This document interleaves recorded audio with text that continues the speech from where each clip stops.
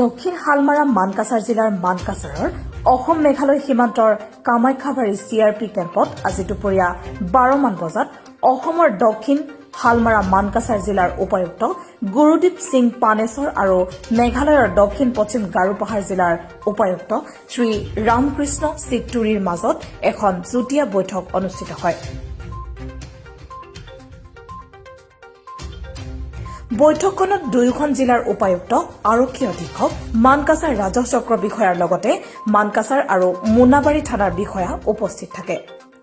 দক্ষিণ হালমাৰা মানকাছাৰ জিলাৰ উপায়ুক্ত গুৰুদীপ সিং পানেশ্বৰৰ আহ্বানত অনুষ্ঠিত সভাত দুয়োখন ৰাজ্যৰ ৰাইজে অহা যোৱা কৰাত আৰক্ষীয়ে কৰা হাৰাশাস্তি সন্দৰ্ভত আলোচনা কৰা হয়।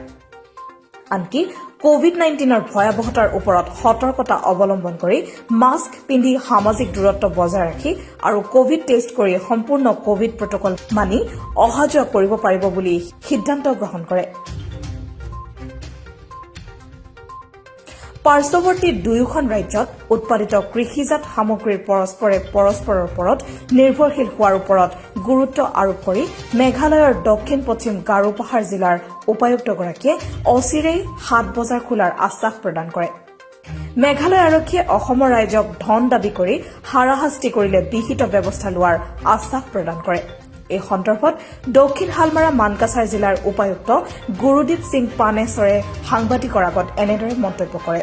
মেঘালয় কাউণ্টাৰপাৰ্ট মেঘালয় DC আম্পাতি আৰু SP আম্পাতি তেখেতসকলক আমন্ত্ৰণ কৰি মাতাই আনিছিলোঁ, ডিছকাশ্যন কৰিলোঁ। কিছুমান বৰ্ডাৰ ইছ্যু আছিলে, কিছুমান ৰেষ্ট্ৰিকশ্যন আছিলে আৰু কিছুমান আমাৰ অসমৰ মানুহ মেঘালয় যাওঁতে অলপ অসুবিধা কৰিছিলে, সেইবিলাক আমি ডিটেইল ডিছকাশ্যন কৰিলোঁ। বেপাৰ বাণিজ্যৰ কথাও আমি ডিটেইল ডিছকাশ্যন কৰিলোঁ। আমাৰ বহুতখিনি প্ৰব্লেম ছল্ভ হৈছে আৰু যিখিনি আমাৰ কোভিড প্ৰটকল নিয়ম নীতি মানিব লাগে সেইখিনি আমি ডিছকাশ্যন কৰিলোঁ। মন কৰিবলগীয়া যে দক্ষিণ হালমাৰা মানকাছাৰ জিলাৰ অসমৰ ৰাইজে পাৰ্শ্বৱৰ্তী মেঘালয়লৈ সোমাওঁতে মেঘালয় আৰক্ষীয়ে বিভিন্ন ধৰণৰ হাৰাশাস্তি কৰাৰ অভিযোগ উত্থাপিত হৈছিল। এই হাৰাশাস্তিৰ বাবে যোৱা 17 নৱেম্বৰত অসম মেঘালয় ক্ষুদ্ৰ ব্যৱসায়ী সন্থাৰ আহ্বানত দক্ষিণ হালমাৰা মানকাছাৰ জিলাত ৰাতিপুৱা 5 বজাৰ পৰা আবেলি 5 বজালৈ 12 ঘণ্টীয়া বন্ধ পালন কৰিবলগীয়া হৈছিল। আমাৰ ইয়াত যিখিনি কোভিডৰ টেষ্ট কৰা হয় আমিতো ফ্ৰী অফ কষ্ট কৰি দিওঁ। মেঘালয় কিন্তু 500 ৰুপিজ লয়।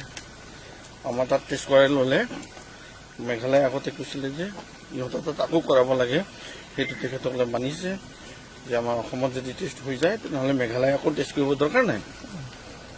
তাৰ উপৰিও যিখিনি ছ'চিয়েল ডিষ্টেঞ্চিং যিখিনি মাস্ক লগোৱা লাগে সেইটোতো দুটা ষ্টেটে একেই মতামত আছে। আৰু যিখন 7 বজাৰ যিটো খোলা কথা আছিলে গোটেই মেঘালয় তাতে 7 বজাৰটো এতিয়ালৈকে বন্ধ কৰি ৰাখিছে, খোলা নাই। তাৰপাছত আমাৰ আম্পাতি DCয়ে আমাক এচুৰেঞ্চ দিছে যে তেওঁ গভৰ্ণমেণ্টৰ লগত টেকআপ কৰি অতি সোনকালে এইখন অ'পেন মাৰ্কেটখিনি খোলাৰ কাৰণে ব্যৱস্থাখিনি কৰিব। কাৰণ আমি জোৰ দি ক'লোঁ যে মেঘালয় যিখিনি খেতিয়ক আছে তেওঁলোক অসমত নিৰ্ভৰ কৰিব লগা হয়, যেনে আমাৰ চুপাৰী, আমাৰ কাজু, আমাৰ পাথৰ ইত্যাদি অসমলৈ আহে। আৰু তেনেধৰণে আমাৰ অসমৰ খেতিয়কসকলেও মেঘালয়ৰ ওপৰত ডিপেণ্ড কৰিব লগা হয়, যেনে শাক পাচলি আৰু সৰু সুৰা যিখিনি দৰকাৰী বস্তু বিক্ৰী কৰা বা বেপাৰ কৰা ইত্যাদি লৈ। আৰু যিহেতু দুইখন ষ্টেটৰে ফাৰ্মাৰ হওক বা বিজনেছমেন হওক ইমান দিন চাফাৰ কৰিছোঁ, যাতে আৰু বেছি চাফাৰ কৰিব নালাগে ইয়াৰ ওপৰত আমি ডিটেইল জোৰ দি কৈছোঁ। আৰু তেখেতেও এগ্ৰী কৰিছে যে আমি অতি সোনকালে এইটো অ'পেন বজাৰটো খোলা ব্যৱস্থাখিনি কৰিম। কিন্তু বাকীখিনি যিখিনি ৰেষ্ট্ৰিকশ্যন আছিলে সেইখিনি কোনো ৰেষ্ট্ৰিকশ্যন নাই। এতিয়া মেঘালয়লৈ ফ্ৰীলি যাব পৰা যাব। আৰু মেঘালয় OC আছিলে আমাৰ মেঘালয় এইটো কি জেগা ন মোনাবাৰী OC আছিলে আৰু আমাৰ মানকাছাৰ OC আছিলে। দুইজনে ক'ৰবাত ডিছকাশ্যন হ'ল।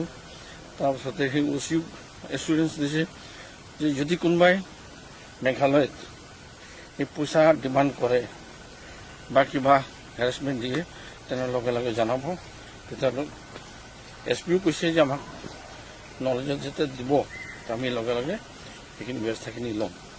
গতিকে আজি মিটিংখন আমাৰ সফল হৈছে আৰু দুই ষ্টেটৰ মাজতে আমাৰ প্ৰেম আৰু সদ্ভাৱনা বাঢ়ি গৈ থাকিব, দৃঢ় হ'ব আৰু যিকোনো ভৱিষ্যতে প্ৰব্লেম হ'লে আমি এইটো কথা পাতি চল্ভ কৰিব পাৰিম।